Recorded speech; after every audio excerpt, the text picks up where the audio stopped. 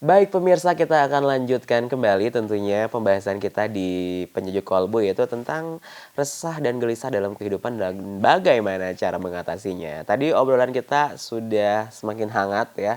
Salah satunya apabila tadi kita udah punya banyak semuanya gitu ya.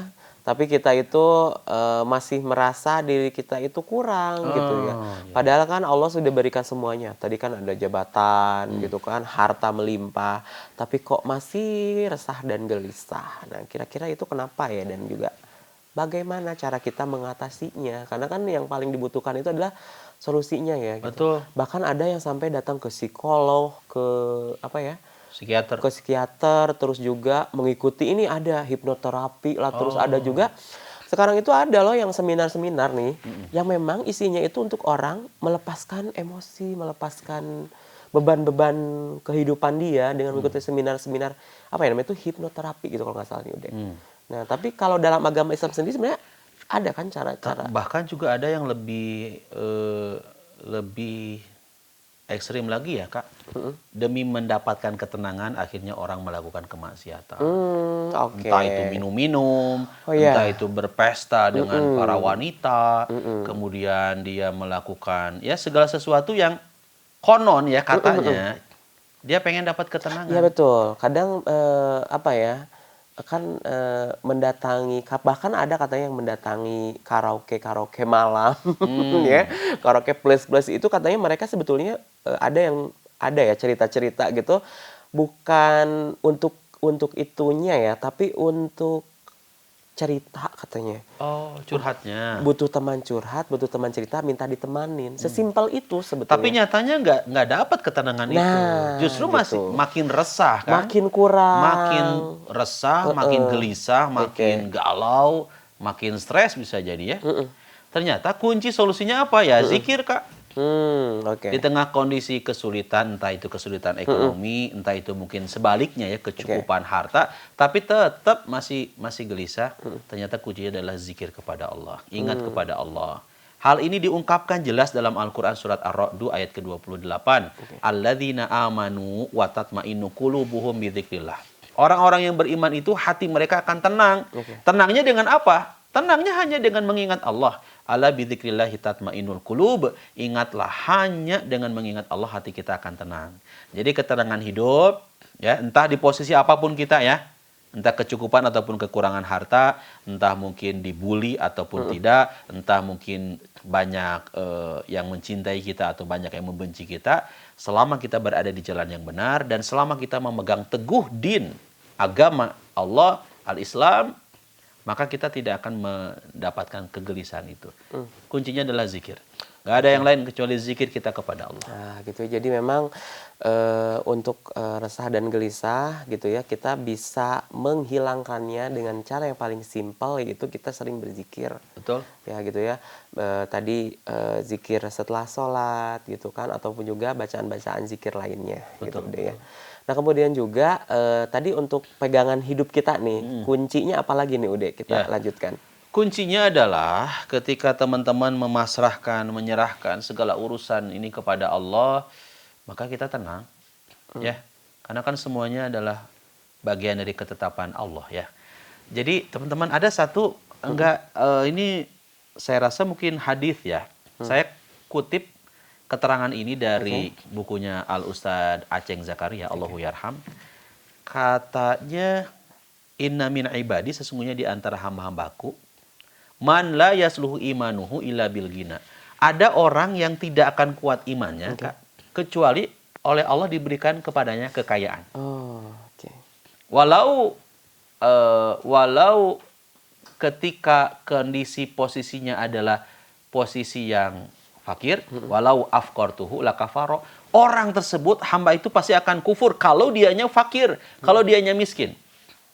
Yang kedua, inna min ibadi, sesungguhnya di antara hamba-hambaku, man la yasluhu imanuhu, ada yang tidak kuat imannya, illa bil fakri, kecuali dia diberikan kefakiran. Jadi kalau orang ini fakir, kalau orang ini miskin, dia kuat imannya. Walau agnaituhu lakafaro. Justru sebaliknya, kalau orang ini adalah dia dikasih kekayaan, dia jadi kufur. Ngerti nggak maksudnya? Dikasih kaya, orang itu bisa jadi menjadi kuat imannya. Tapi kalau dikasih miskin, dia nggak akan kuat imannya, jadi kufur. Oke. Sebaliknya, ada orang yang diberikan kefakiran, miskin. Itu justru bagus untuk dirinya, karena dia makin kuat imannya. Kalau sama Allah dikasih harta, dia menjadi kufur.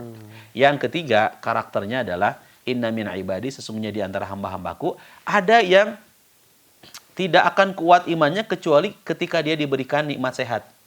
Kalau diberikan sakit, dia jadi kufur. Sebaliknya, sesungguhnya di antara hamba-hambaku ada yang tidak kuat imannya kecuali Allah berikan kepadanya sakit. Karena kalau dia sehat, dia jadi kufur. Ngerti nggak maksudnya? Ya, jadi memang Husnuzon ke Allah. Ini ya, ujian itu tidak hanya yang enak, tapi ada yang tidak enak. Tadi kan ada yang diujinya dengan sakit, ternyata dia makin kencang ibadahnya ketika dia sakit gitu kan. Betul. Ada yang ketika dia sehat malah ya udahlah gitu kan, nggak ingat Allah gitu. Tapi pas ketika dikasih sakit gitu kan, baru gitu kan. Tadi yang udah bilang ya. Terus juga kan ada orang yang kok dia hartanya tuh kayaknya tuh ya Allah bagaikan air mengalir gitu ya. Aduh, Nggak habis-habisnya ya. Gitu kalau ngelihatnya ya Allah, yang namanya dia umroh teh mending hampir 3 bulan sekali terus-terusan gitu kan. Saya sebulan sekali, Kak. Sebulan sekali, Masya Allah gitu kan. Ya sebulan Bukan sekali sombong gitu. ya. Karena pembimbing ya. Karena pembimbing. Tugas. Tugas negara. Tugas dari Allah. Tugas dari Allah ya. Ya ada kan gitu ya dalam jadi kalau ngelihatnya ya Allah rezekinya teh bagaikan bunga yang bertaburan di musim semi gitu ya. Masya Allah. Kadang tuh suka pengen gitu, tapi balik lagi mungkin dia memang ujiannya berbentuk seperti itu gitu kan. Kalau lagi pengen mengobati diri sendiri gitu. Karena memang jujur ya, yang namanya kita siapa sih tidak pengen harta ya. Orang kan sekarang banyak yang tergoda gitu ya. Harta tuh sebenarnya dia tuh udah banyak, udah numpuk.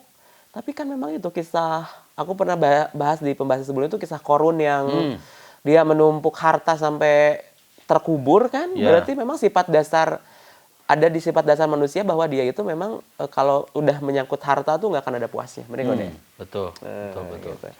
Oke, ini Ude untuk closing statement nih di pembahasan kali ini tentang resah dan gelisah, dan juga apa sih solusinya supaya kita tidak resah dan gelisah, apa nih Ude? Ya, kesimpulannya atau closing statementnya adalah agar kita tidak resah gelisah, pegang kuatnya agama Allah. Islam itu harus dipegang kuat, amalkan ya. Kemudian kita perkuat zikirnya, zikir pagi, zikir petang. Makanya kenapa saya buat zikir pagi, zikir petang, dan zikir setelah sholat fardu ini, biar memberikan solusi buat semua pemirsa yang merasakan ketidaktenangan dalam hidup. Kuncinya zikir, udah.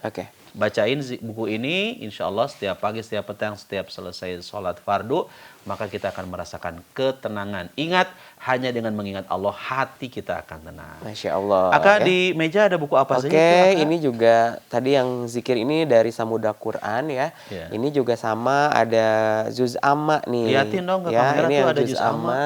Juz 30 ya. Ini mungkin sambil ingin hafalan ya. Betul. Untuk hafalan bisa. Kemudian juga ini memang dia pas di saku ya. Jadi kemudian juga ini ada saku Quran untuk cara mudah belajar membaca Al-Quran untuk pemula. Kita pernah membahas ya di tayangan sebelumnya. Jadi silakan untuk pemirsa ya bisa di playback lagi di YouTube ya, mengenai cara mudah belajar membaca Al-Quran dengan metode Syaquran ini. Pernah kita bahas ya. Untuk itu kami juga terima kasih ya sekali lagi untuk yang sudah support ya. Untuk Samudra Quran, kemudian juga dari Hudan ya. Kemudian juga dari Maidi ya. Juga terima kasih.